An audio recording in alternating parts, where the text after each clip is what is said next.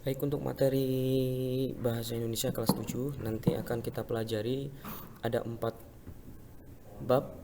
Yang pertama teks deskripsi, yang kedua teks cerita fantasi, yang ketiga teks prosedur, yang keempat teks LHO atau laporan hasil observasi. Nah, sekarang masuk ke materi yang pertama yaitu teks deskripsi ya. Coba kalian perhatikan untuk teks deskripsi ini. Nah, ini adalah eh, semua materi yang akan kalian dapatkan di semester 1 bab pertama tentang teks deskripsi. Nah, coba lihat.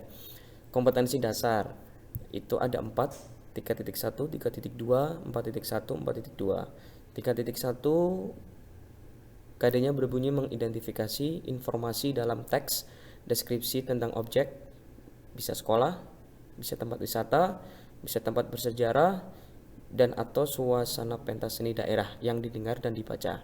Nah, nanti di situ ada materinya lagi yaitu pengertiannya apa, kemudian isi teks deskripsi itu apa. Kemudian KD yang kedua 3.2 bunyi KD-nya menelaah struktur dan kaidah kebahasaan dari teks deskripsi tentang objek, sekolah, tempat wisata, tempat bersejarah, dan atau suasana pentas seni daerah yang didengar dan dibaca. Nanti materinya ada struktur teks deskripsi, kemudian ada kaidah-kaidah kebahasaan. Kemudian KD atau kompetensi dasar yang ketiga ya, ke 4.1 menentukan isi teks deskripsi objek, tempat wisata, tempat bersejarah, suasana pentas seni daerah dan lain-lain baik yang didengar maupun yang dibaca. Kemudian KD yang keempat 4.2 menyajikan data, gagasan, kesan dalam bentuk gagasan atau kesan dalam bentuk teks deskripsi tentang objek, sekolah, tempat wisata, tempat bersejarah, dan atau suasana pentas seni daerah secara tertulis dan lisan dengan memperhatikan struktur kebahasaan baik secara lisan dan tulis. Nanti materinya adalah langkah-langkah menulis teks deskripsi dan teknik penyuntingannya. Nah, ini pokok pembahasannya ya. Nah, dari kompetensi dasar itu bisa diambil intisarinya seperti ini. Pengertian teks deskripsi, kemudian ciri umumnya, kemudian struktur teks deskripsi, kemudian kaidah bahasanya, kemudian menyajikan dan menyuntingnya. Nah, untuk bahasan yang pertama, ini untuk pertemuan yang pertama tidak usah terlalu mendalam. Ini ada pengertian teks deskripsi.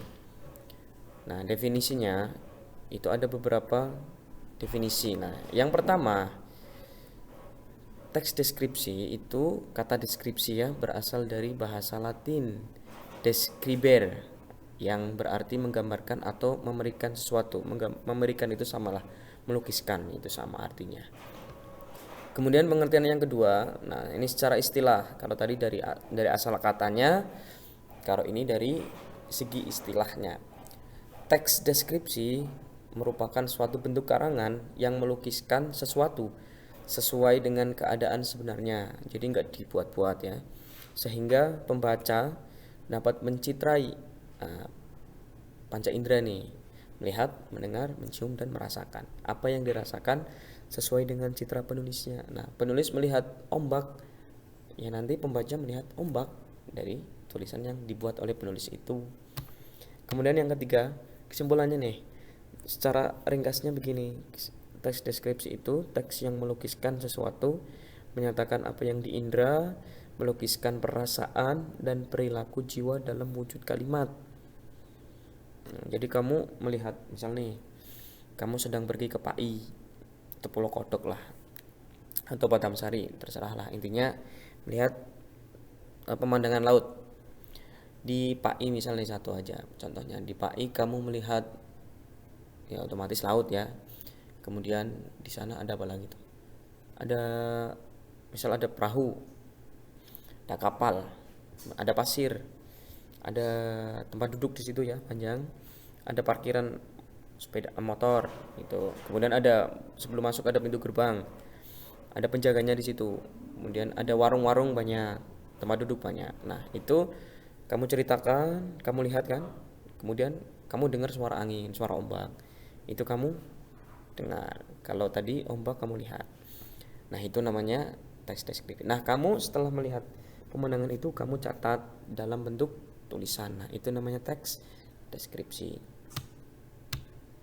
Kemudian kesimpulannya nih, teks yang menggambarkan atau melukiskan sesuatu yang nampak dengan panca indera manusia dengan maksud supaya pembaca mendapat kesan seperti penulisnya itu. Nah, tadi kan sudah saya bilang, kalau kamu menulis teks deskripsi melihat ombak, maka pembacanya pasti merasakan melihat itu ada ombak gitu.